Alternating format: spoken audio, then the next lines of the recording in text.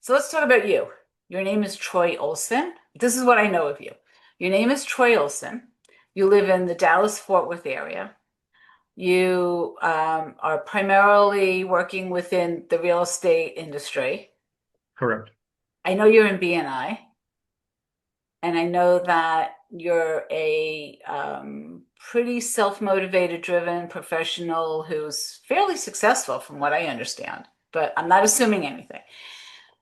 Beyond that, can you just give me an idea, like, first of all, how did you even get started in the real estate industry? And then like what else are you doing? Because I know it's much bigger than just the real estate piece, right? Yeah, so actually started my real estate career in Phoenix, Arizona in January of '04. I was working in the telecom space. I was doing, if you remember Nextel, the walkie-talkie phones, I was I working do. for Nextel, and I thought it was time for me to buy my first property. And on a Sunday, I was walking out of the grocery store. This is when they had real estate magazines, and I grabbed a real estate magazine. I was flipping through it, and I saw a townhome in Scottsdale that I thought I liked. And I didn't understand the whole like buyer's agent, listing agent. I'd never, owned a home before. And I contacted the listing agent and said I wanted to, see the unit. And he was like 45 minutes late to show me. And I thought, well, that's strange. And then when we got inside, I was asking questions and he didn't really know a lot of stuff. And I thought, why don't I just go get my license and do it myself? So I went and got my real estate license in Arizona in 2004.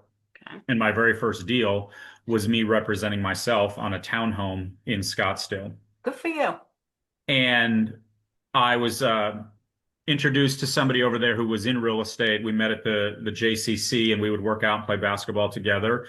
And he was an investor and had rental properties and flipped homes and didn't really play, in the retail space. So if he would get a sign call on one of his listings, it was like a scrap to him. He would just give it to me and then I would nurture it and turn it into, a buyer. So my very first year in the business, I don't even know what I was doing. I made $125,000. And that was my side hustle, which definitely got my juices flowing of I'm going to do this. And my at the time, my employment agreement said that I could live anywhere in my territory, and I had an interest in Dallas. So I moved to Dallas in 2005 for the same company, keeping my job, and I had this big idea that I would be a real estate agent in 2 states and I would fly back and forth. Well, you don't realize how hard that is. It's not Texas and Oklahoma where you can just drive across the border in 90 minutes and do deals. So that lasted about 6 months, and then I inactivated my Arizona license and started to build my Texas business. So a lot of people don't know that I was a dual career agent for 12 years. I had 2 laptops, 2 cell phones. I covered a 5 state territory and did both for 12 years. And it was January of 2016, I finally decided that my side hustle had out-earned my corporate America job by 4 times. So I was just going to stop doing corporate America and just focus, on real estate, which is what I did. So that was really my lead in. Nice. So wait, so go back for a second. When you were in corporate, what industry were you in? Telecom. So So you were still in the telecom when all of this was going on. Got it. Okay. yeah, So you leave telecom. Now you have to take your real estate license test again because each state has their own yep. requirements, right? Okay. When you first got your license in Arizona, can I ask about how old you were? 28. So you were still fairly young Mhm. to get your feet in there, so good for you. So then you go to Dallas and you start out earning. Okay, so now are you still so for those listeners who are not in the real estate industry, I just want to clarify some things. First of all, when you're a real estate agent, you should be a real estate professional. This is my personal belief, right? That listing agent or that showing agent who took you to see a place and basically he opened the door and that was pretty much it, right? that is what you don't want to do. If you don't know enough about a property, call up the listing agent, ask some questions, get some idea, do a drive around, get to know the neighborhood an hour before you're meeting your client, you're opening up the door. So you come across as, well, I just took a ride around and I saw that there's a school nearby, there's a park, whatever. This is about the property. Like, no, do something. I mean, you're earning 3%. 3% is a big chunk of money. Earn it. That's okay. I'm going to get off the soapbox. Okay. Anyway, so now you're in Dallas and you're starting to rev up. So are you still what we call a solopreneur? So that means that you're just on your own by yourself, nobody helping you. Yeah, I got here in 2005. I didn't build my team until 2014.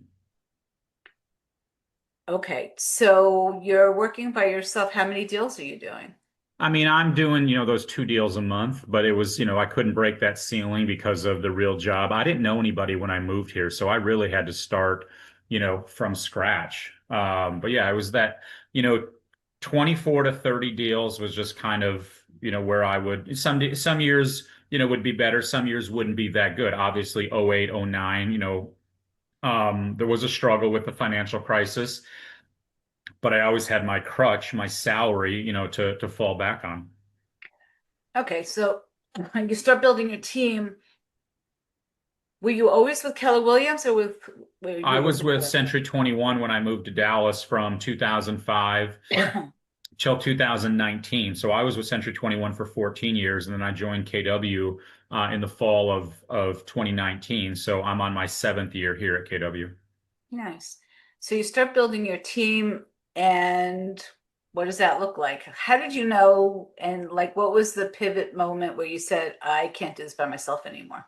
Uh, just being in corporate America and having a sales job where it required me to cover 5 states, it was hard to show property if I was on the road. And I was never a leave Monday morning, Deb, and come back, Friday night. It was usually, you know, 2 day, one night or 3 day, 2 day trips. But I needed backfill when I, was on the road and just help with the paperwork. So, I hired a licensed assistant in 2014.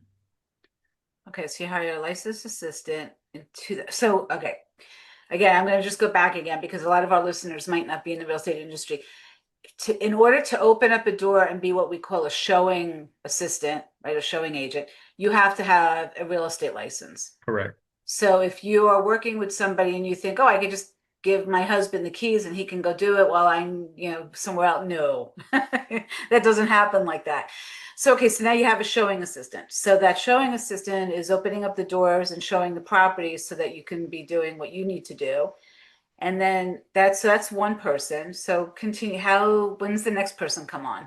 Yeah, I mean, in 2016 was my last year of being dual career. I sold 82 homes in 2016 while maintaining a full-time job. Yeah. So business was really starting to ramp up from 14, 15, 16. And then it was go get an agent on the team that I could hand leads off to and work a 50-50 split. So it was a slow process of adding the next body, that year. So, in terms of the real estate industry, we call that rainmaker. So what happens is the solopreneur, which is Troy, he starts to generate all this money. He's getting these leads, you're making these connections, right? And then all of a sudden it's like, I've got so many leads, I can't keep up with them and I'm going to lose them, but I want to take care of them and I don't want to lose the opportunity and the money. So what do? I bring on a buyer's agent. Correct. The buyer's agent. So that's what's so interesting. And then the real estate industry is very different. So the real estate industry, so you mentioned the 50-50 split. So that means you take 50% because you got the referral, you're doing the work, you're generating the leads, and the person who then takes the lead and just nurtures it and converts it to a closed deal, they get the other 50 at the closing table, correct? Yeah.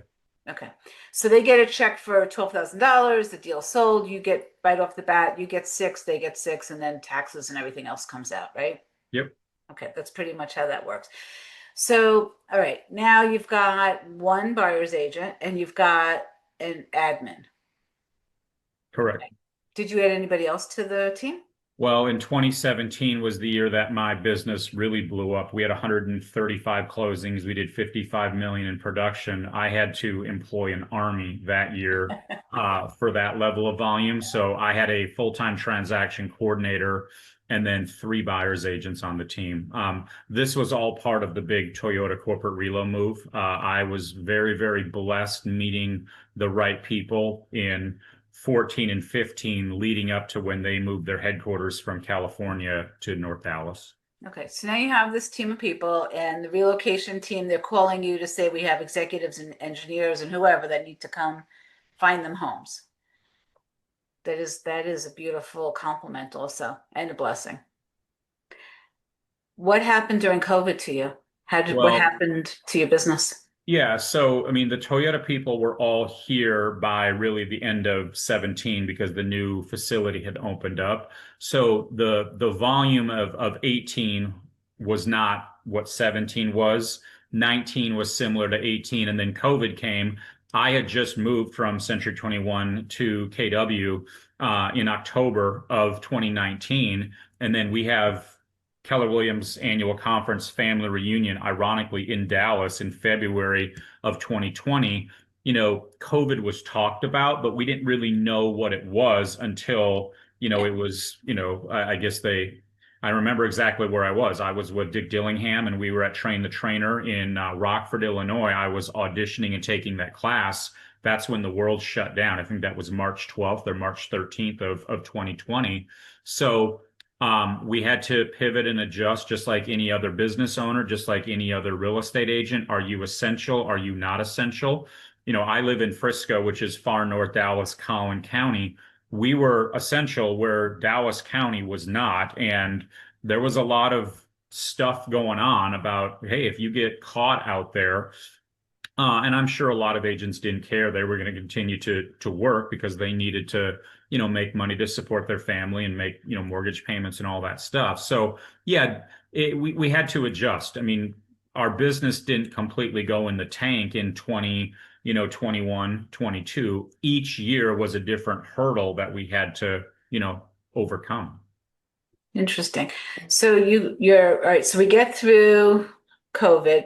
A lot of people left the industry. A lot of agents left because they couldn't sustain. And like you said, they're paying the mortgage, they're sole providers for their families, and all of a sudden, and it's interesting. So on the other side of it, though, I'm really curious because my husband and I are examples of this, like sampling, like if you take a sample group, we left New York State just when COVID was kind of over. We just wanted a different lifestyle and we wanted to make a shift. And I think, when they say like if you have an idea, there's several million people who have already had that idea. It seemed like everybody had been moving and making those changes. So did that have an impact on your business directly? Because I don't know how it affected and impacted Texas. I know a lot of people from they said a lot of people from California were moving down to Texas, but I don't I Yeah, did you I mean, see that? some states were more difficult to navigate than others, and I had a lot of clients that they bought, lake houses, and they bought, little cabins and places to go just to get out of their own house. Some people had to upsize because they needed two offices from home, and so there was a lot of there was still a fair amount of deals going on because of the logistics and the demographics of just family workspace and room. Yeah, that's interesting. So, I think about this now. So my husband and I are both very blessed. We both work remotely, and we have since basically COVID for him. I've always worked mostly virtual anyway. And I'm wondering, some people are like, oh, things are going to change and people are going to go back to the office. And I know that a lot did migrate back to, or to hybrid. So they're either back full time or it's hybrid. But there's an awful lot of people that are still working remotely and still have the opportunity to move and shift and change and pivot where they are and make these moves. So are people moving? Like what's happening in Texas? What's happening in your marketplace? Yeah, I mean, right now, if you talk to agents in North Dallas, it's, we have a lot of inventory. The days on the market is climbing. There's a lot to look at. Sellers are frustrated. This was supposed to be the year that interest rates came down, and unfortunately, they came down a little bit. They hit 5.99 on January 9th. They hit 5.99, right after we got back from Atlanta from family reunion, right before the war started. And now I looked this morning, they're back to 6.5. So again, rates started to go up in May of 2022. And there's been a lot of waiting and waiting and waiting and waiting for them to come down. Now, Deb, there's a lot of people that say, I'm going to wait till they get back to 3%. Okay. I'm not Harry a bee, but like, that's never going to happen. Like, I'm going to wait till they get to 4%. That's never going to happen.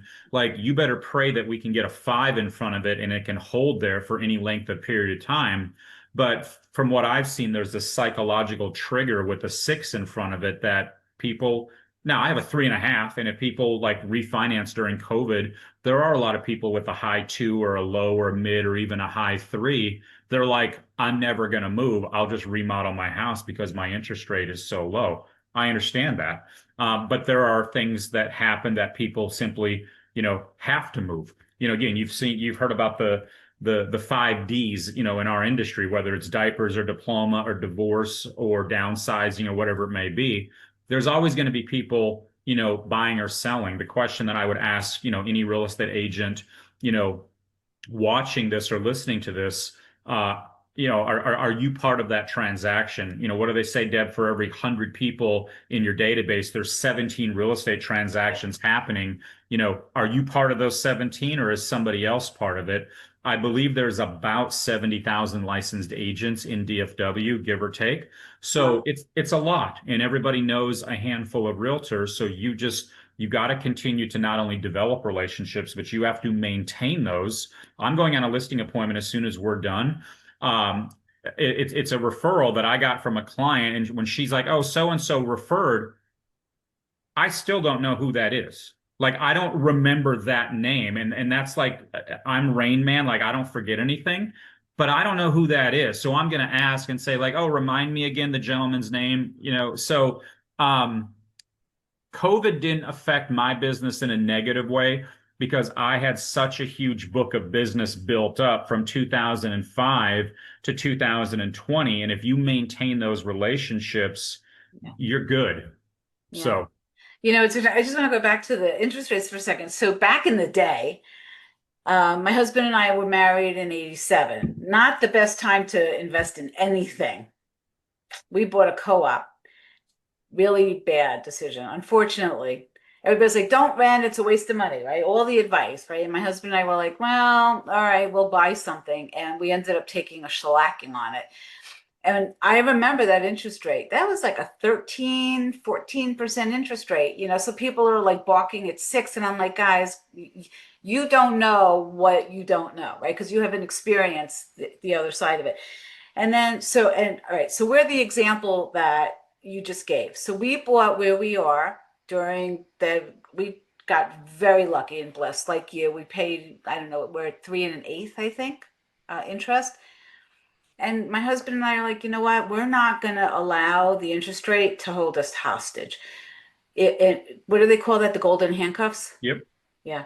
So what we're doing is, and this is what I would give anybody advice, and I think that agents should be fiduciarily responsible and also balance what's most important to you. If your priority is having a different lifestyle, if it's really truly making a change and an adjustment, why sacrifice your quality of life because of a couple percentage points? If and when the interest rate does come down, God willing, you're in a position where it's worth it for you to refinance. And if not, and the interest rate goes up, won't you be happy that you moved in when it was 6%, not 12? So it's like, And I agree. It's people only focus on today. They have no idea what was in the past. It's just like if you want to have the GOAT discussion on, Magic Johnson, LeBron James. Today's generation never saw Magic play other than like old no. video. They don't know what they're looking at. They only know about today's interest rate.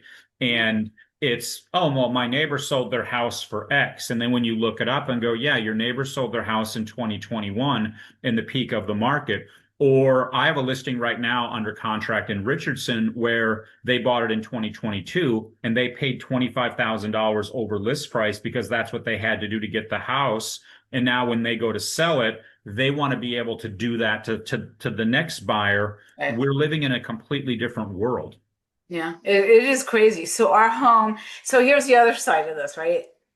Our home, we have a townhome in a place just outside of Charleston, about a 20-minute drive from downtown Charleston. It's called Daniel Island, very high end, whatever. So we have a townhome that when we bought it, it was on the market like 3 days because that's where 5 years ago it was crazy time. We've been on the market 235 maybe days. And it's really funny. So here's a myth that I'm going to bust because we are proof of it. It didn't matter to us how many days on the market. We were not so pushing that we needed to motivate ourselves and keep dropping the price and so they lowballed us on an offer because they said, oh, it's been on the market for 233 days. And that's what everybody assumes. Well, let me tell you something. It's not always true in every case. We were going to take the house off the market at the end of April. We were like, okay, well, we'll just wait. We'll stay. We'll wait a little longer. Obviously, it's not the right time. They accepted our counter offer 3 days before this home was going to go off market because we weren't budging. It's like we don't care. It could have been on the market for 500 days. We were not lowering the price anymore because we didn't need to. You don't We have don't to. have to move. We're in a good situation financially. We have the 3 and an eighth percent, rate, whatever the 3 or 3 and an eighth, whatever it is. And we didn't have to. So if somebody wants to live here badly enough, they'll buy it. And if it's Yep. going to make them happy, God bless them. And that's how we're doing this. When you're talking to potential sellers and they are kind of locked up in that golden handcuff, how do you what do you say that allows them to kind of shift their mindset around that?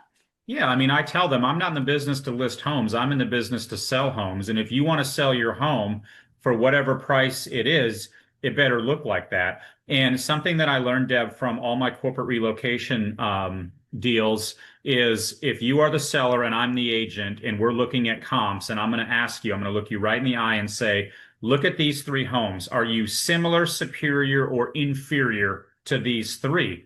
And then I'm going to challenge them because everybody thinks that their home is the best, just like everybody thinks their kid is the smartest or the best player on the team, yet they play the least amount. Like the data doesn't lie. And again, if you have these unrealistic expectations, I'm not going to take the listing because again, I'm not going to. It's now a new agent or somebody who is maybe desperate.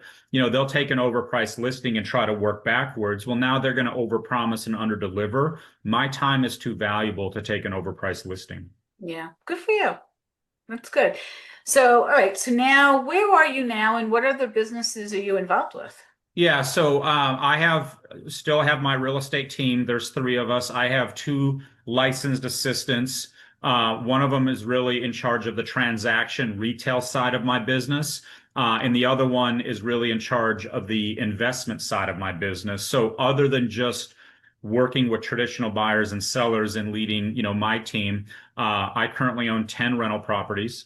As we sit here on May 12th, I have closed three flip homes this year, and I'm closing on another one that I'm buying on Friday, May 15th. So we will start demo late Friday and into the weekend. I will remodel that house, decide based on the market and the math, do I keep this as a rental or do I sell it as a flip? I've had the privilege to work with you and be part of the coaching group. So I launched my real estate coaching career about 90 days ago. So I'm excited about the journey and where that's going to go. And people say, well, what's your interest or why do you coach? After 20 years of being in the business, I feel like I have a lot to offer. Yeah. And I had somebody mentor me, Zach, the gentleman that I talked about from Phoenix, who ironically owns 325 rental properties. So if I'm going to have a real estate mentor, who better than somebody like that? So between selling homes, leading my team, flipping homes, having rental properties, being a real estate coach, I'm involved in a couple investments. I'm a joint venture partner in a title company. I'm invested in an oil and gas play in Northwest Louisiana, and within the last 30 days, acquired my first vending business. So looking for other businesses Yeah. that generate passive, income. As a real estate agent, you're only as good as that last sign you put in the ground, and you're only as good as that last buyer you're showing properties to. And you've heard this before, Deb. If you don't figure out a way to make money when you're sleeping, you will work until you're dead. And I want to be able to generate revenue without me having to go out and generate it 7 days a week. Yeah, good for you. Passive income is a great way. And, it sets you up for a nice, early, comfortable retirement. So you don't have to work every day, which is a Yes. beautiful thing. I think creating that web of, and some of the companies that you've invested in may or may not have a lot of similarities or overlaps. I could talk. The vending business is different. I'm okay. So vending machines, are they like the ones that I see in Amsterdam where you can go in and buy marijuana, or are they different? No, and where this came from, Deb, is I went to pick somebody up between Christmas and New Year's, and the flight was delayed, shocker. And I needed a bottle of water, and I paid $3.90 for a bottle of water. And the light went off in my head. It said, I need to get on the other side of this transaction. So I started researching the vending business. You and I were talking about BNI. A business broker came to my BNI chapter in February, and I told her what I was looking for, and we had a one-to-one. And ironically, she brought this opportunity to me. So it's small. It's 5 machines in 4 locations. So one location has 2 machines. They're very high tech. We only sell drinks and food. So snacks, candy bars, stuff like that, and then water, energy drinks, Gatorade, stuff like that. So this is brand new. And ironically, today, May 12th, is my very first stock day. So Costco every Sunday morning, as soon as they open, to get in and get out before the chaos. And then late Tuesday is stocking day, where we'll make the route and stock the machines. Yeah. And then we want to be able to scale that. I'm not going to be the operator. I have a business partner who's going to be the operator, but I'm a 50-50 investor in the venture. Nice. I'm a little familiar with that. So not the ones in Amsterdam. I just said that because I just got back from Amsterdam and I was like floored to see this. Anyway, that's another whole story for another day. But so there are guys who have routes and they get paid to just go specifically and fill the machines, and they're in charge of taking suggestions, like for corporate offices who have vending machines for their employees. They get a suggestion box, and sometimes if something's not selling, they have to make recommendations and make the changes in the machine. So you've got to monitor all of that, right? The inventory, making sure it's fresh and seeing what's moving, what's not moving, make the adjustments accordingly. The Now you said this is not where people are actually putting cash in the machine. This is all card. Yeah, so we have an app and we can see like the volume. And to go back to what you said, let's say that I bought the business from you. We've already gone to the 4 locations with a Google sheet that said, "Hey, we're the new owners. We want to listen to what your people want. What should we take out and what should we replace it with?" Yeah. So 90% of the transactions are card swipe, 10% of it is cash. So we have those bank envelopes that once a week we will have to, grab some of that. But yeah, there's an LLC, there's a bank account, there's a system, there's a structure. Now we just have to make it more profitable by swapping out products and getting more machines at more locations to generate more revenue. Okay. I do remember that one of the issues that came up is what happens if the machine breaks down. So the guy Yep. that does the delivery has to be trained in mechanical repair, and if not him, then you have to have somebody go out there, right? Yeah, we have, there's 2 of us. And like I said, we have instructions on when you go there, like literally, like there's the key, you open it up, you hit the power button, you do all this swap out stuff, and then the step-by-step instructions, they're Wi-Fi. We have a business card with our name and number where, hey, if there's a problem with the machine or you need a refund, call us. It's not my number on there, it's my business partner's. But yes, then there's obviously a technician a support line, or if something's broke with the modem or the Wi-Fi.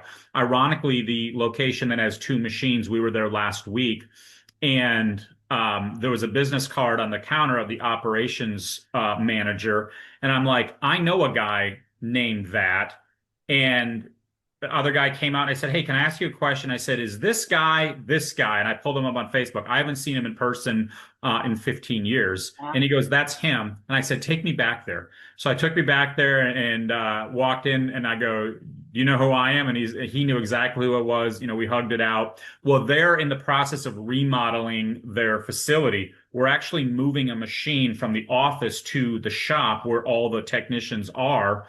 And we're not going to like move that machine ourselves. We have to call a company who services and do it that way. So yes, there's a system, a rhyme and reason behind every move we make with that business. Yeah, it's interesting. So I'm just so curious. So back in the day when I was involved with this industry, I had clients who I was doing sales training for. The one of the things that I do remember is that at that time they had to rent the space from the company where they were, and that was all they didn't have to give them a percentage of the profits. They just had to pay for the space. Yep.